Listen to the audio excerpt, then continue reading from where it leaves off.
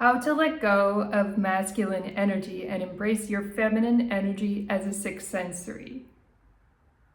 So, how do we let go of all of the masculine energy that we've accumulated through a lifetime? And is it a bad thing to have some logical masculine energy?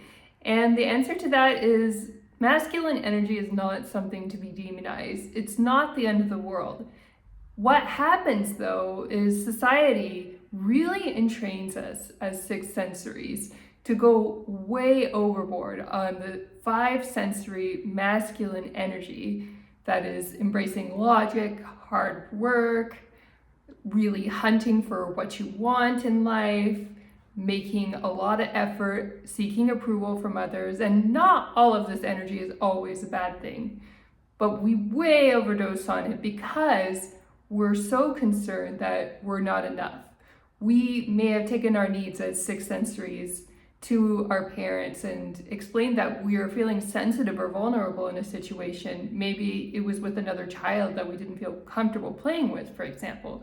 But our parents said, that child is so-and-so's son or daughter and you must play with them. And so they kind of beat that sensitivity out of us by not listening to our feedback and not making us feel safe when we're children in subtle ways. And what happens when parents don't listen to their children and make them feel safe in small, subtle ways is sometimes children become vulnerable to predators in big ways, because predators are looking for children who are traumatized, and they can pick on those children and set them up in situations where they could be raped or molested. And that's a very extreme example. It could be something more subtle than that, where children are bullied into adult responsibilities before they become adults. For example, caretaking other children. And adults take advantage of this energy of children being overly masculine, overly protective and adult-like before it's their time.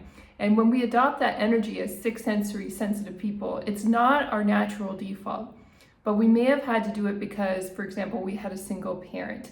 They were out of the house all the time and we needed to be responsible and have some food ready for them when they came home. Or it could be you had both parents in your life, but your mom was working all the time because everything was so expensive that both parents needed to go all out in their finances and in their work schedule in order to make sure the children were provided for. As things get more expensive, they're only going to become more common. And children who are sixth sensory may or may not be witnessed by their parents when they're children. And what happens to us as an adult when we're not witnessed for our sensitivity or our gifts? When in fact we're driven in the opposite direction to go pursue something that's not really a good fit for us in life. Maybe we're driven into a masculine construction type job if we're physically strong, or we're driven to go to school and get degree after degree after degree in order to be intellectually strong. But in whatever direction our parents may guide us that they think is best, often it's usually a pretty masculine direction, whether it's academia or trades, or even another direction such as being an athlete. Even physical activity can be quite masculine if you overdo it or do it at the wrong time when you're not feeling strong enough. And so our parents are so well-meaning. They just want us to succeed and make sure that we're off the streets and we have food and shelter when we're older.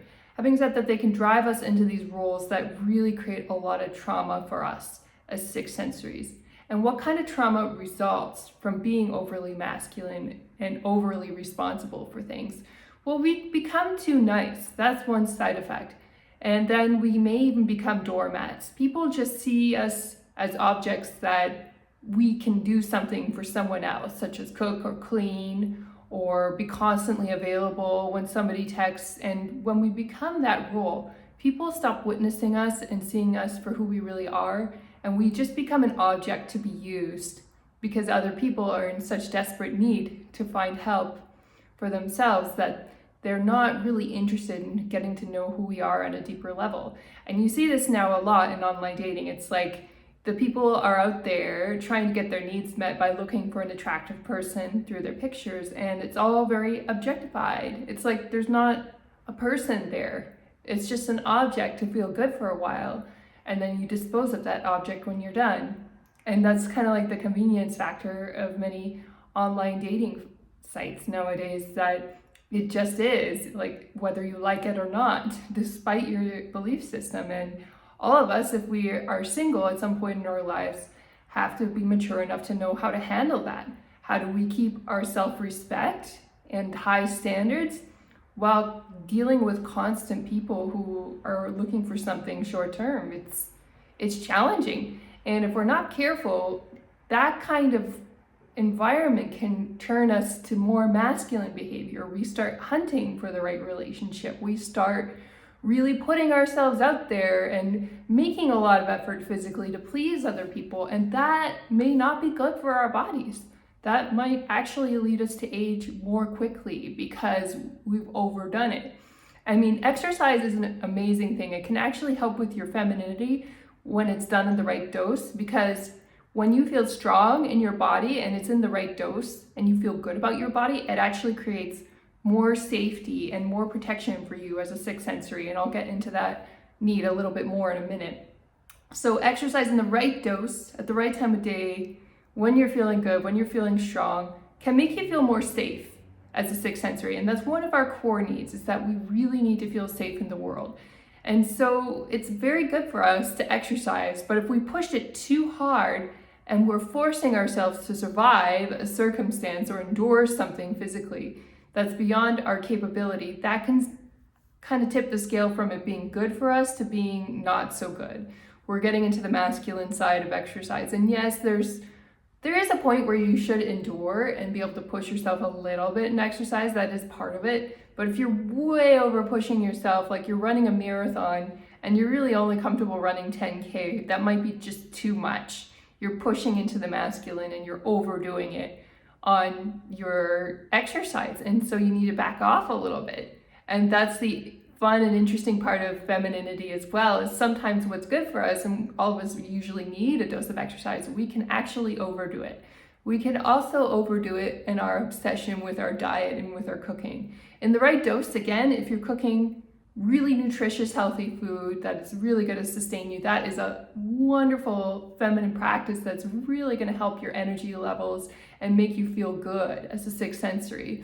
But if you're really over obsessing about diet, you're like very concerned about what chemicals are used on this, or is this overly processed? And to a certain extent, some concern about that and checking for ingredients can be very healthy and very helpful, but you can become so obsessed that it actually creates more stress in your life than the food offsets the stress.